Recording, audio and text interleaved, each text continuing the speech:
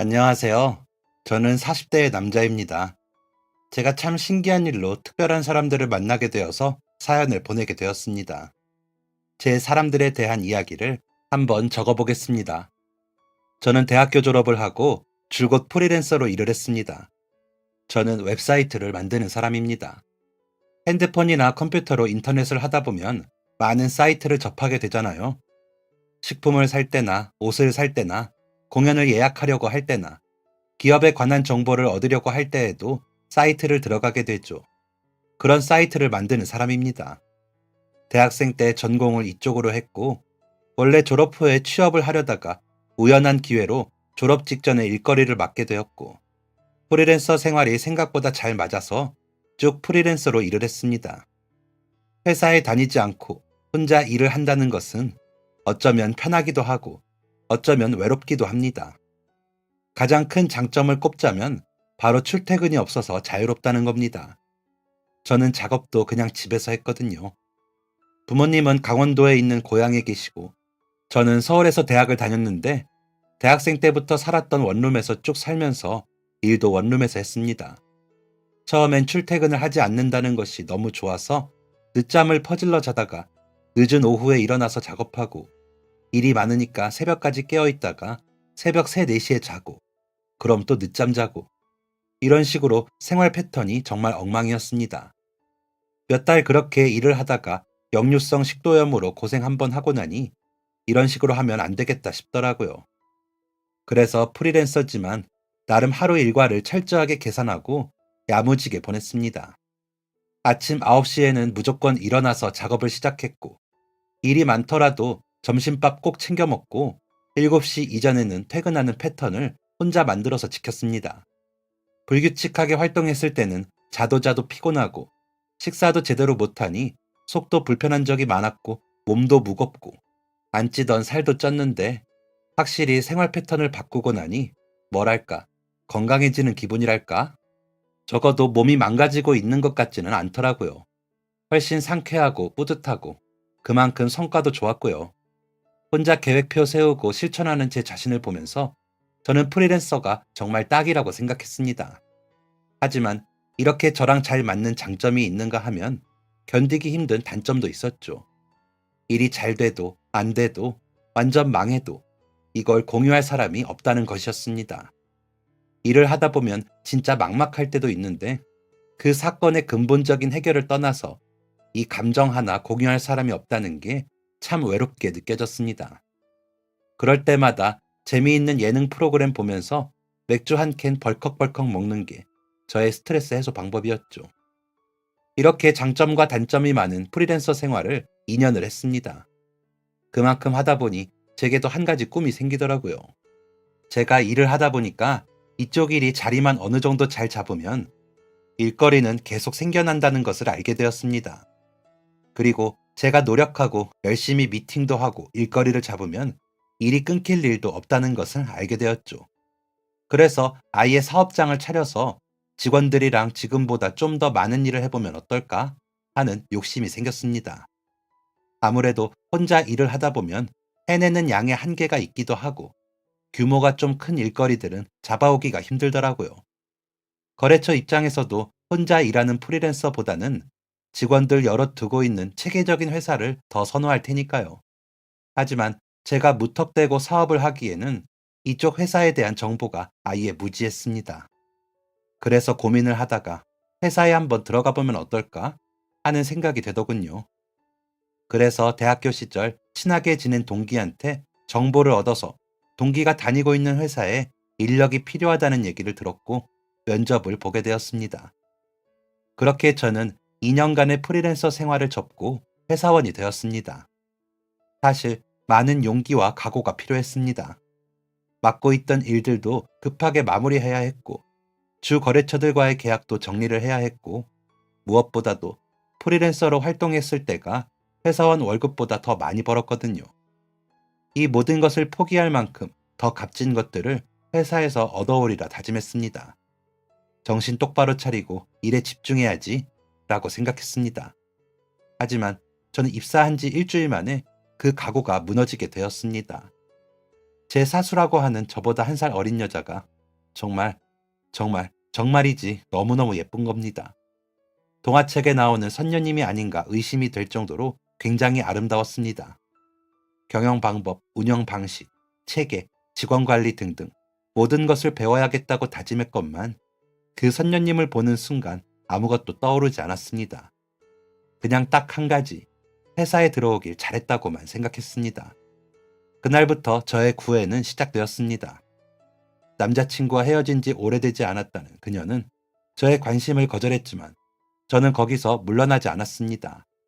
그 결과 6개월 후 저희는 연인이 될 수 있었습니다. 그리고 1년간의 연애를 끝으로 부부가 될 수 있었고요. 정말 너무 행복했습니다. 그녀와 저는 원래 제 짝의 퍼즐처럼 모든 게 꼭 맞아떨어졌습니다. 식습관도 같았고, 좋아하는 영화 취향도 같았고, 일하는 스타일도 비슷했습니다.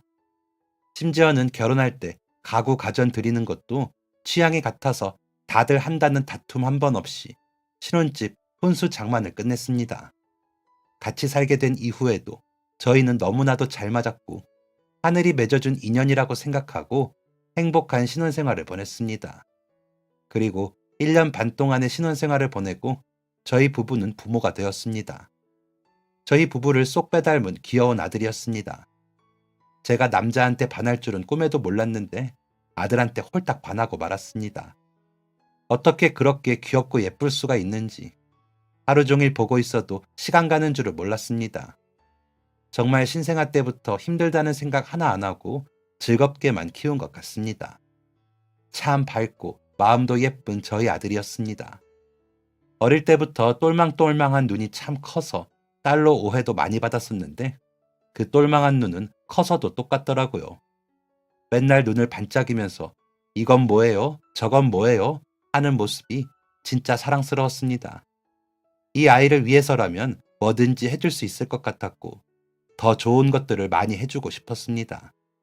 그래서 이제는 제 꿈을 실현시킬 때가 왔다는 생각이 들더라고요.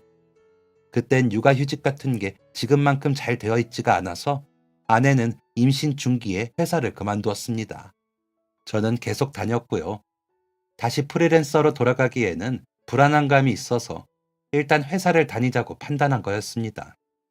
그러다가 아이가 태어나고 반년쯤이 흘렀을 때 저는 지금이다 싶어서 회사를 차리기로 마음먹었죠. 말이 거창하게 회사지 그냥 사업자 내고 사무실 하나 얻는 것 정도가 전부였습니다. 당장 직원을 쓸 만큼 일거리가 많은 것도 아니었고 그만한 돈도 없었거든요. 그래도 제가 프리랜서로 활동하면서 배운 것들이 있으니까 제 일에 대한 확신이 있었고 확신이 없다더라도 제 아들을 위해 뭐든지 할 준비가 되어 있었기에 제 판단을 믿기로 했던 거였습니다. 집에서 멀지 않은 곳에 사무실을 얻고 책상 세대와 컴퓨터 세대를 마련했습니다.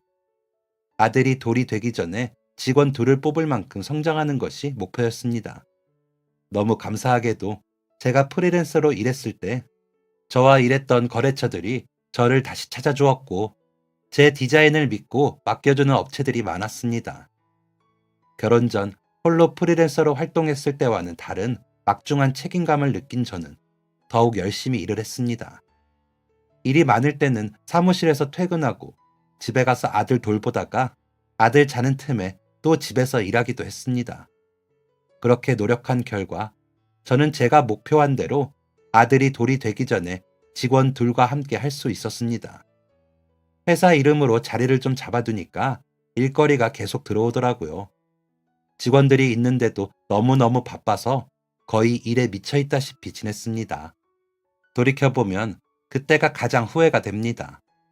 무엇을 위해 일한 건지, 분명 아내와 아들을 위해서 일한 건데 결과적으로 아내와 아들과 함께 한 시간이 너무나도 적었습니다. 제가 책임져야 할 가족을 행복하게 해주기 위함이 목적이었는데 저는 진짜 행복이 무엇인지 몰라도 한참 몰랐습니다. 제가 그때 해야 할 일은 돈을 버는 것이 아니라 가족과 함께 있는 것이었습니다. 함께 할 수 있는 그 시간들이 얼마나 소중한지를 모르고 일만 하면서 바보같이 보내고 말았습니다. 하루가 다르게 아들은 커갔습니다. 아침에 출근할 때랑 저녁에 퇴근할 때랑 어떻게 그렇게 다를 수가 있는지 그저 신기할 따름이었습니다. 제가 바쁘게 일하며 회사를 성장시키는 사이 아이는 어느새 초등학생이 되었습니다. 7년이라는 시간이 정말 빠르게 흐르더라고요. 저는 바쁘다는 핑계로 가족들과 많은 시간을 보내주지 못했습니다. 1년에 2번, 여름과 겨울 가족 여행을 가는 것 빼고는 그 어디도 놀러 가지를 않았습니다. 어린이날, 크리스마스 같은 기념일에도 저는 가족과 시간을 보내지 않았습니다. 주말에도 사무실에 나가는 날도 많았고, 집에 있더라도 힘들다고 잠만 잤습니다. 그땐 정말 제가 바쁘고 힘든 줄 알았는데, 지나고 보니 모두 핑계였더라고요. 저는 아들이 저를 별로 안 좋아한다고 생각했습니다. 하지만 아들은 그럴 수밖에 없는 환경에 놓여진 것이었습니다. 제가 일하는 사이 아들은 아내와의 관계 형성만 잘 되어 있었습니다. 너무나도 당연한 것이었죠. 저 없이 둘이 놀이동산도 놀러가고 서점도 가고 맛있는 요리도 해먹고 같이 만화영화를 보러 영화관도 가며 아내와 아들은 세상에 둘도 없는 돈독한 모자가 되어 있었습니다. 저는 저의 잘못은 생각도 안 하고 제가 열심히 돈 벌어다 주는데 아들은 고마운 줄도 모른다고 서운해하기만 했습니다. 아들에게 아빠라는 존재는 그저 껍데기만 있는 빈 깡통이었을 텐데 말이죠. 아들은 제가 없는 생활이 익숙했는지 딱히 놀자고 조르거나 무언가를 하자고 요구한 적이 없었습니다. 그런데 초등학생이 되고 첫 생일을 맞게 되었는데 꼭 일을 쉬라고 하더라고요. 바쁠 때라서 안 된다. 하고 싶은 게 있으면 주말에 하자. 너도 학교에 가야 하지 않냐? 하면서 설득을 해보아도 무조건 자기 생일날에 쉬라고 하더라고요. 아들도 학교에 안 간다면서요. 왜 그러냐고 물어보니까 아들이 초등학교 가서 새로 사귄 친구가 있는데 그 친구가 생일날에 엄마 아빠랑 수영장에 다녀왔다고 했답니다. 아들은 그게 너무너무 부러웠대요. 아들이 8살 되자마자 수영을 배우기 시작했거든요. 하지만 한 번도 수영장을 가본 적은 없었습니다. 아주 어릴 때는 아내가 데려갔었는데 좀 크니까 아무래도 아들이다 보니 아내가 데려가기가 힘든가 보더라고요. 아들이 하도 애원하길래 저는 알겠다고 했습니다. 아들이 막 점프를 뛰면서 좋아하더군요. 아들 생일 전날 저는 밤 늦게까지 야근을 하면서 다음날 해야 할 일까지 모두 마쳤습니다. 아들에게 최고의 생일을 만들어주기 위해 만만의 준비를 했죠. 수영장도 예매를 하고 수영장 근처에 있는 호텔도 깜짝으로 데려가려고 예약을 해두었습니다. 인터넷으로 수영장 정보도 열심히 찾아보고 점심 저녁 메뉴도 모두 골라두었죠. 다음날 드디어 아들의 생일날 아침이 되었습니다. 아들과 7시에 일어나기로 약속을 했는데 6시부터 핸드폰이 시끄럽게 울리더군요. 아침부터 무슨 소란인가 하면서 전화를 받았는데 회사 직원이었습니다. 회사에 입사한 지 얼마 안 된 직원이 큰 실수를 했더라고요. 새벽부터 거래처가 회사에 전화를 하면서 화를 냈고 좀 심각한 상황이었습니다. 저는 얼른 가서 상황만 수습하려고 거래처로 출발을 했습니다. 제가 준비하는 소리에 눈을 뜬 아들이 실망한 표정을 보였지만 저는 약속했습니다. 엄마랑 먼저 가 있어. 아빠가 빨리 일 처리만 하고 수영장으로 곧장 갈게. 알겠지? 아들은 실망한 표정을 감추지 못하고 고개를 끄덕였습니다. 저는 얼른 상황을 마무리하기 위해서 거래처로 향했습니다. 금방 마무리될 줄 알았던 일은 생각보다 오래 걸렸습니다. 수습을 하고 시간을 보니 이미 아들과 아내는 수영장에 도착해 있을 시간이었습니다. 1시간쯤 뒤에는 도착하겠다 생각을 하면서 차에 탔습니다. 그 순간 핸드폰에서 전화벨 소리가 울렸습니다. 도착했다는 연락인가 싶어서 아무 생각 없이 전화를 받았습니다. 그리고 분명 아내 핸드폰으로 걸려온 전화에서 낯선 사람의 목소리가 들렸고 믿을 수 없는 이야기를 했습니다. 수영장에 있어야 할 아내와 아들이 병원에 있다고 했습니다. 그리고 위급한 상황이라고 했습니다. 얼른 오라고 이성적인 판단을 할 수 없었습니다. 그냥 무조건 빨리 병원에 가야겠다는 생각뿐이었습니다. 병원에 도착해서 미친 사람처럼 아내와 아들을 찾았고 아내와 아들은 저를 기다려주지 않았습니다. 숨을 쉬지 않는 응급실에서의 아내와 아들은 온통 피투성이었습니다. 차를 타고 수영장에 가던 중 화물차에서 쇳덩이들이 떨어졌고 화물차 바로 뒤에서 달리고 있던 아내와 아들이 찬타는 쇳덩이들에 치여 차가 통째로 구르는 큰 사고를 당했다고 했습니다. 병원에 오는 구급차 안에서 계속 심폐소생술을 했지만 병원에 도착한 지 얼마 지나지 않아 둘 다 숨이 끊겼다고 했습니다. 진짜 말도 안 된다고 생각했습니다. 아내와 아들이 죽다니.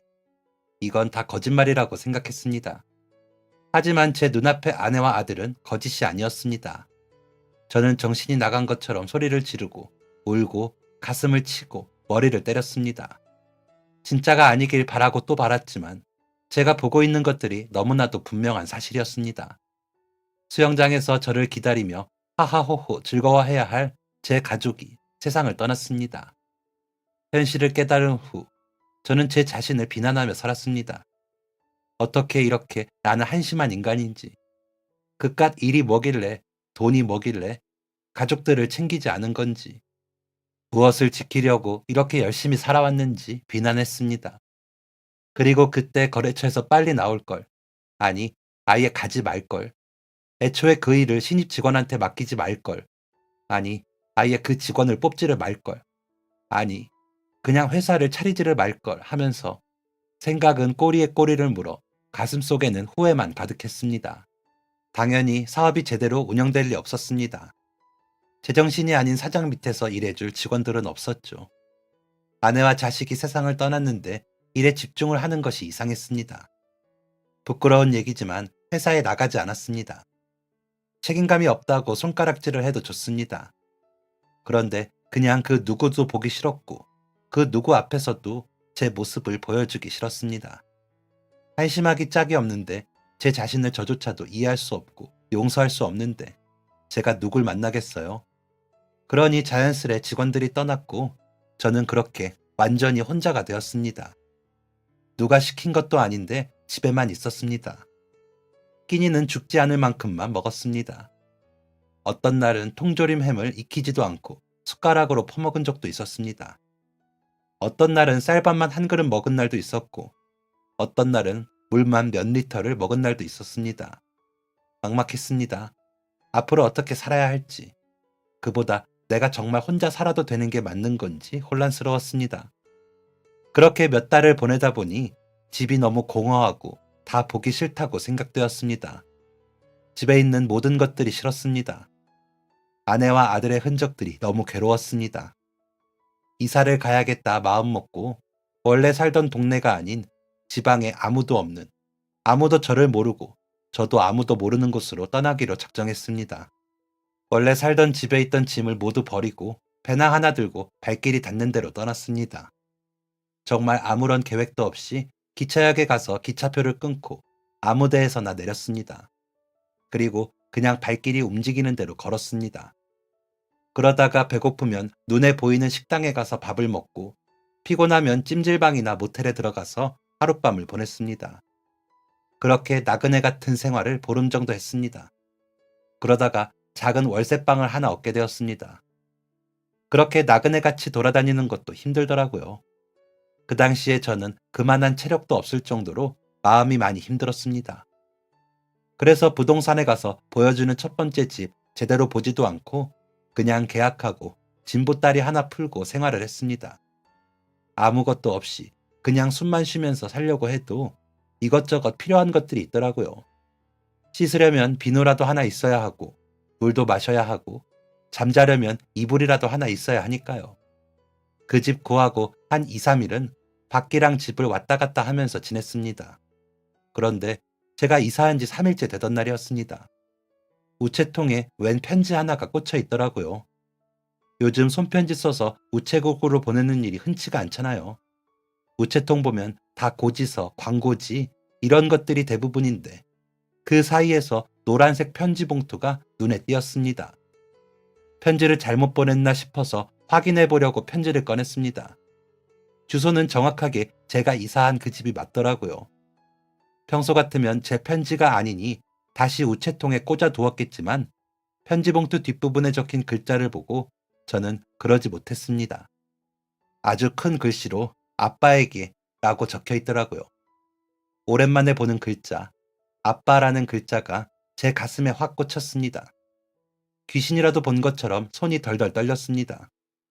저는 편지를 들고 집 안으로 들어갔습니다. 그 편지는 분명 저에게 온 편지가 아니었습니다. 보내는 사람의 주소도 처음 보는 주소고 이름도 처음 보는 이름이었습니다. 하지만 삐뚤빼뚤하게 쓴 아빠라는 글자가 자꾸 마음에 걸렸습니다. 저는 편지 봉투를 열어보았습니다. 봉투 안에는 노란색 줄이 그어진 편지 봉투가 있었고 줄과 상관없이 삐뚤빼뚤하게 적힌 글자가 7줄 정도 적혀 있었습니다. 아빠에게 아빠 보고 싶어요. 아빠랑 축구도 하고 햄버거도 먹고 게임도 하고 책도 읽고 싶어요. 아빠는 잘 지내요? 아빠가 잘 지내는지 궁금해요. 답장이 안 오겠지만 그래도 너무너무 보고 싶어요. 아빠 사랑해요. 원준이가. 편지지에는 꾹꾹 눌러 쓴 글자와 함께 축구공도 그려져 있고 게임기도 그려져 있었습니다. 왜 그랬는지 모르겠는데 저는 그 편지를 읽는 순간 눈물이 흘렀습니다. 그냥 흐른 정도가 아니라 펑펑 눈물을 쏟았습니다. 제 아들 생각이 났습니다. 저도 제 아들이 미칠 듯이 보고 싶고 사무치게 그리웠거든요. 그날 편지를 보고 하루 종일 눈물을 쏟았습니다. 다음 날 저는 고민을 하다가 밖에 나가서 편지지와 봉투를 사왔습니다. 그리고 편지를 잘못 쓴 그 아이에게 답장을 적기로 했습니다. 아빠와 따로 사는 건지 무슨 사정이 있는 건지 모르겠지만 여기엔 제가 이사를 왔고 아빠는 없다는 것을 말해주고 싶었습니다. 안녕, 네가 보낸 편지 잘 읽었어. 그런데 혹시 주소를 잘못 적은 건 아닐까? 나는 여기에 얼마 전에 이사를 왔거든. 아빠에게 보내는 편지를 아저씨가 대신 읽어서 미안해. 여기는 원준이 아빠가 사는 곳이 아니라고 알려주고 싶었어. 대충 이런 내용의 편지를 적어서 보냈습니다. 이제 다시 편지를 보내지 않겠거니 생각하고 있었는데 제가 편지를 보내고 일주일 남짓 흐른 날 또 우체통에 편지가 꽂혀 있었습니다. 안녕하세요 아저씨. 거기에 우리 아빠가 안 산다는 거 알아요. 아빠는 한 달 전에 돌아가셨어요. 아저씨가 사는 그 집은 우리 아빠가 그곳으로 출장을 가셨을 때 살던 곳이에요. 아빠랑 편지를 많이 썼거든요. 그래서 아빠가 보고 싶어서 편지 쓴 거예요. 깜짝 놀랐습니다. 아이의 아빠가 죽었을 거라는 생각은 해보지를 않았거든요. 저는 가족을 잃은 저와 비슷한 입장에 있는 그 아이에게 마음이 갔습니다. 그래서 아이가 묻지도 않았는데 저는 제 이야기를 술술 적어서 답장을 보냈습니다. 저도 가족을 잃었다고. 그래서 지금은 혼자가 되었다는 내용을 적었습니다. 이번에는 4일 만에 답장이 왔습니다. 자신은 그래도 엄마가 있는데 저는 아무도 없어서 너무 힘들 것 같다며 저를 위로해 주었습니다. 그런데 몇 줄 되지도 않는 짧은 그 편지가 이상하게 힘이 되더라고요. 너무 무기력하고 공허하고 슬픈 감정만 가득했는데 편지를 읽고 나니 가슴 한켠이 따뜻해지는 기분이었습니다. 저는 또 답장을 보냈습니다. 위로해줘서 고맙다고, 너무 힘이 된다고, 너도 어린 나이에 큰 충격을 받아서 힘들 것 같다며 저 또한 그 아이를 위로해 주었습니다. 그리고 또 며칠 뒤 답장이 왔습니다. 고맙다면서 자기가 편지 쓰는 걸 정말 좋아하는데 앞으로 이렇게 편지를 주고받아도 괜찮냐고 하더라고요. 저는 당연히 좋다고 했습니다. 그렇게 저는 그 아이와 펜팔 친구가 되었습니다. 8살짜리 남자아이와 펜팔 친구가 되다니 놀랍기도 하고 웃기기도 한 상황이죠. 그런데 저는 그 아이와 편지를 주고받는 것이 정말 즐거웠습니다. 그땐 정말 제 인생에 한 줄기 빛이라도 되는 것처럼 그 편지가 굉장히 특별했습니다. 아이는 저희 아들과 동갑이었습니다. 여느 남자 아이들처럼 축구를 좋아한다고 했습니다. 축구 경기 보는 것을 좋아해서 아이의 아빠가 축구공을 사주었고 종종 공원에 가서 공 차는 연습을 했답니다. 아이의 아빠는 건설 현장에서 일하는 사람이었답니다. 그래서 출장을 종종 다녔다더라고요. 출장 한 번 가면 몇 주부터 길게는 몇 달도 있었다고 했습니다. 그래도 주말에는 아이를 보러 집에 갔는데 그마저도 힘든 상황이 있어서 보름 가까이 안 보기도 했답니다. 제가 그때 살고 있던 그 작은 원룸에서 아이의 아빠가 3달 정도 지냈다고 했습니다. 아이의 말을 들어보니 공사 현장이 꽤 커서 굉장히 긴 출장이었다더라고요. 지역도 멀어서 오가는 게 힘들어서 편지를 주고받았다고 했습니다. 원래 아이의 아빠가 출장을 가면 편지를 주고받았다고 하더라고요. 아이가 글을 쓰지 못할 만큼 어릴 때는 그림을 그려서 아빠에게 보내주고, 글을 쓸 수 있을 때부터는 글을 쓰고, 가끔은 사진도 보내주었다고 했습니다. 그런데 아이의 아빠가 현장에서 사고를 당했고, 그렇게 아이의 곁을 떠났다고 했습니다. 아이는 분명 아주 큰 충격을 받았을 겁니다. 아이가 편지에 적어주었는데 너무 힘들고 괴로워서 학교도 못 가고 집에만 있었다더라고요. TV도 안 보고 게임도 안 하고 밥을 먹으면 토만 했다고 했습니다. 그런데 이제는 그만큼 많이 괴롭지는 않다더라고요. 아빠가 하늘나라에서 자신을 기다리고 있을 거를 생각하면 마음이 조금 편하다고 했습니다. 참, 제가 이 8살짜리 아이한테 배우고 있더라고요. 슬픔을 어떻게 극복할 수 있는지 말이에요.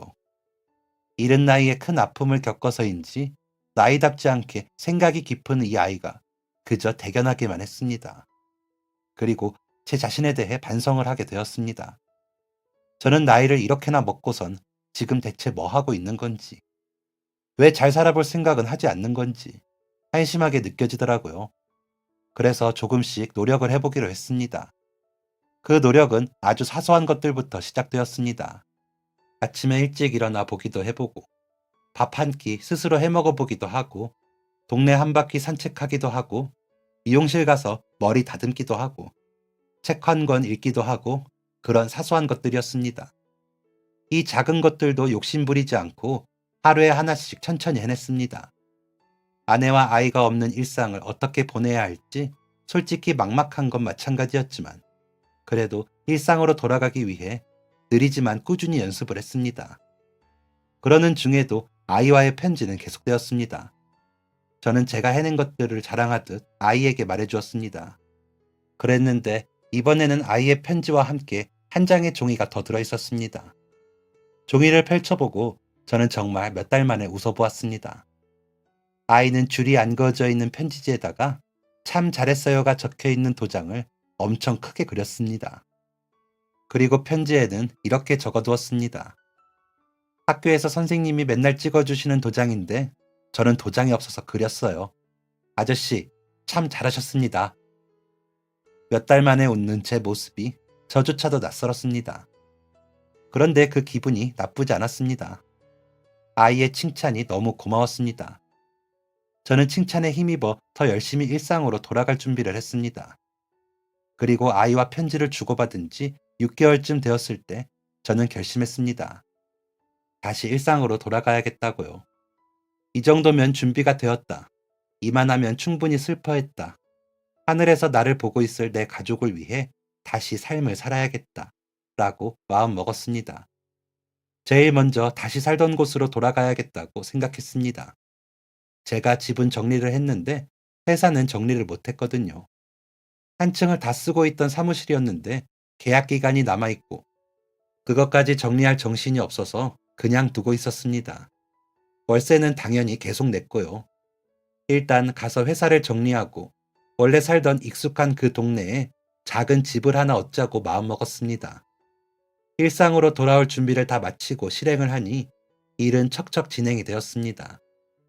회사를 정리하고 원래 살던 집 바로 건너편에 깔끔한 빌라 하나를 얻었습니다. 방이 2개 있고 햇살이 잘 드는 포근한 집이었습니다. 제가 이사를 가서 제일 먼저 한 일은 바로 편지를 쓰는 일이었습니다. 제가 이사를 하기 전에 아이한테 말했거든요.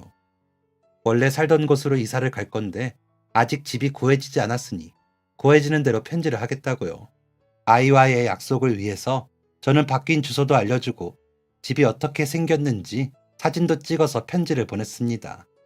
아이는 이번에도 2장의 편지를 적었습니다.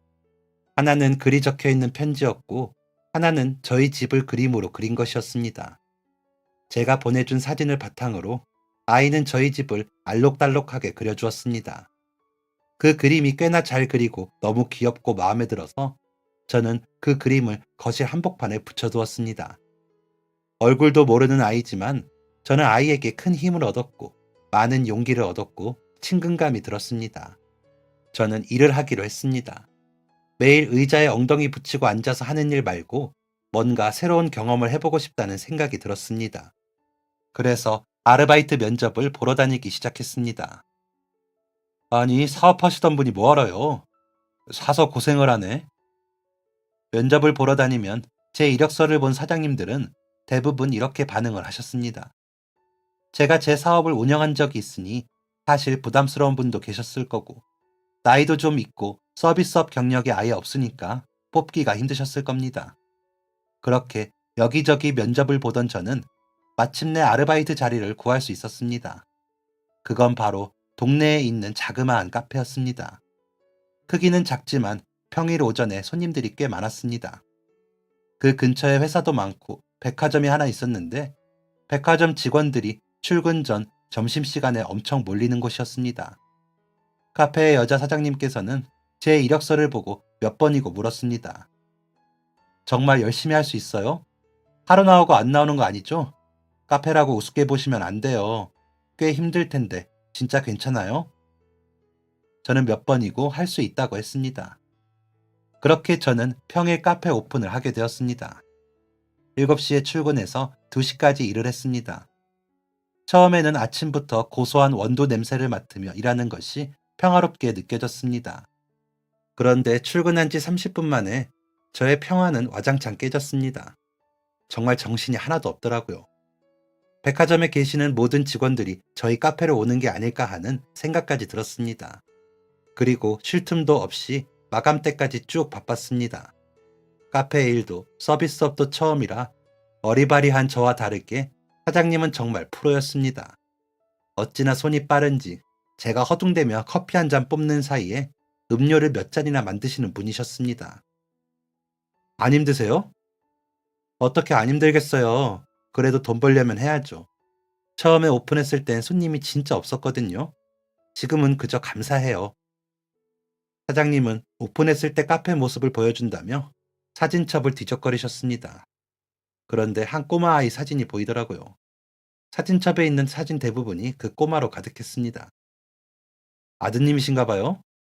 아, 네, 귀엽죠? 진짜 착하고 말도 잘 들어요. 카페 열고는 많이 못 챙겨줬는데 너무 씩씩하게 잘 크고 있어요. 사장님은 아들 얘기를 하면서 환하게 웃었습니다.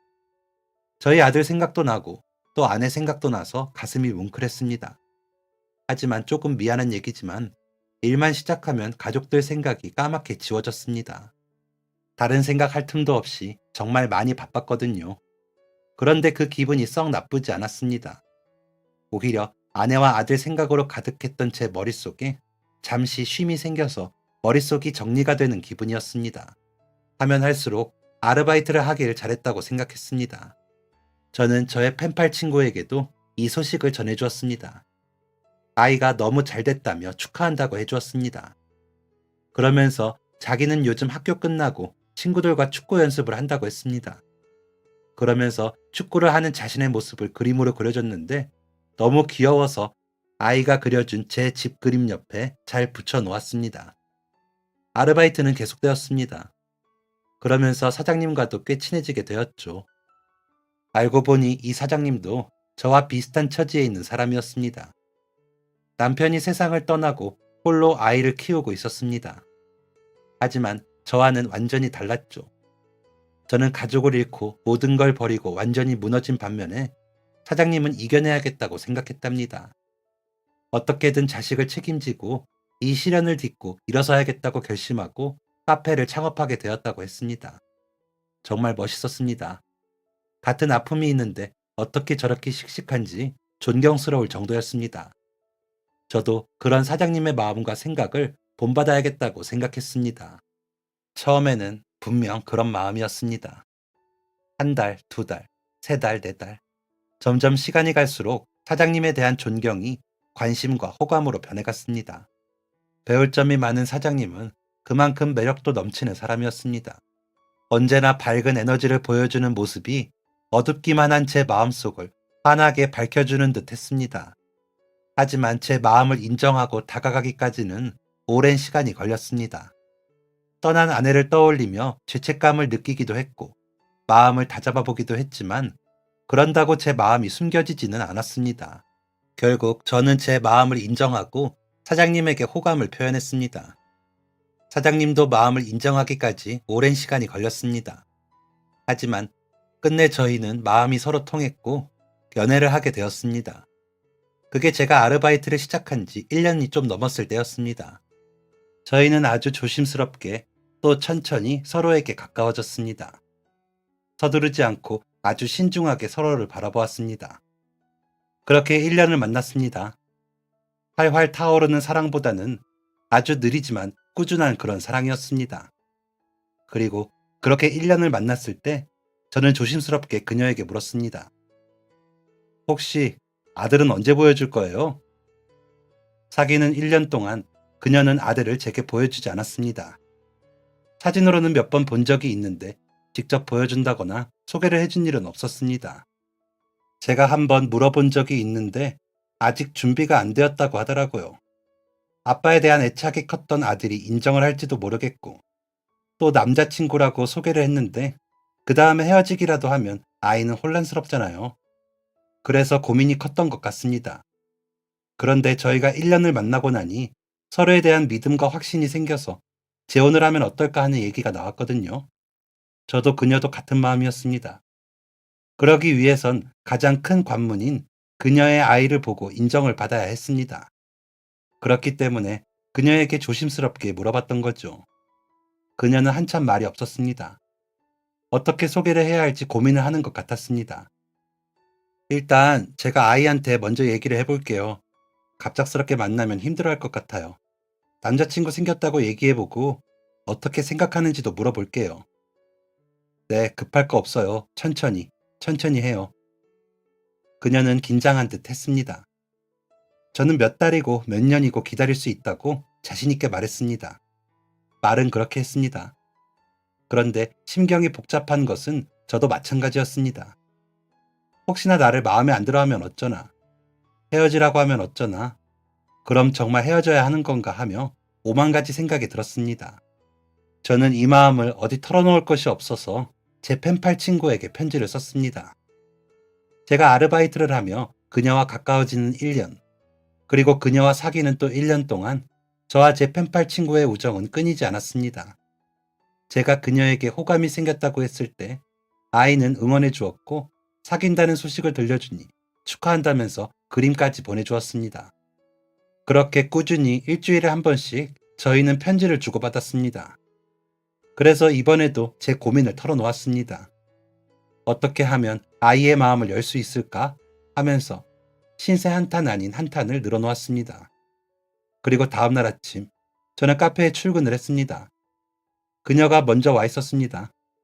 그녀는 저를 보자마자 이렇게 말했습니다. 말했어요.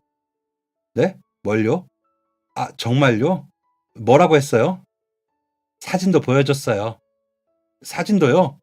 그러니까 뭐래요? 뭐라고 하던가요? 그게 그녀는 우물쭈물하면서 뒷말을 이었습니다.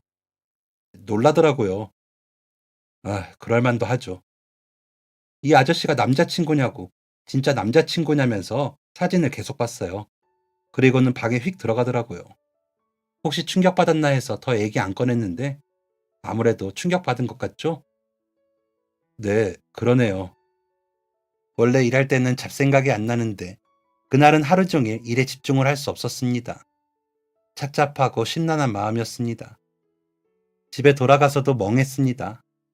앞으로 우리는 어떻게 되는 걸까 걱정이 되었습니다. 그리고 이틀이 또 흘렀습니다. 상황은 별다른 진전이 없었습니다. 저는 여느 때처럼 카페에 나가서 일을 하고 퇴근하고 집에 돌아왔습니다. 우편함에 편지가 한 통 있더라고요. 저의 펜팔 친구에게서 답장이 온 것이었습니다. 집에 들어가자마자 편지 봉투를 뜯어보았습니다. 어떤 해결책을 주진 않을까 하는 지푸라기라도 잡아보고 싶은 심정이었습니다. 그런데 아이의 편지를 뜯어보고 저는 너무 깜짝 놀랐습니다. 아저씨, 제 아빠가 되어주세요. 이게 갑자기 무슨 뚱딴지 같은 소리인가 했습니다. 저는 제 눈을 의심하며 차분히 편지를 읽어내려갔습니다. 우리 엄마의 남자친구가 아저씨라는 거 알아요. 제가 바로 아저씨가 일하는 카페 사장님의 아들이에요. 제가 바로 김상우예요. 저는 곧장 집에서 뛰쳐나갔습니다. 이게 대체 어떻게 된 일인지 이해가 되지 않았습니다. 제 펜팔 친구가 그녀의 아들이라니 이게 무슨 상황인지, 어떻게 이런 우연이 있을 수 있으며 아이는 어떻게 제가 그 사람이라는 걸 알았는지 확인해야 했습니다. 저는 카페로 뛰어갔습니다. 그녀는 아직도 일을 하는 중이었습니다. 상우 좀 만나게 해줘요. 저는 자초지종을 그녀에게 설명했습니다. 제게 초등학생 펜팔 친구가 있다는 것은 그녀도 알고 있었습니다. 저희 집에 놀러 왔을 때 저희 집 거실에 있는 아이의 그림을 본 적이 있었거든요. 그런데 그게 자신의 아들이 그린 그림일 줄은 아마 꿈에도 몰랐던 것 같습니다. 초등학교 저학년들의 그림은 다 비슷비슷하니까요. 제 얘기를 들은 그녀는 깜짝 놀라면서 저를 데리고 집으로 갔습니다.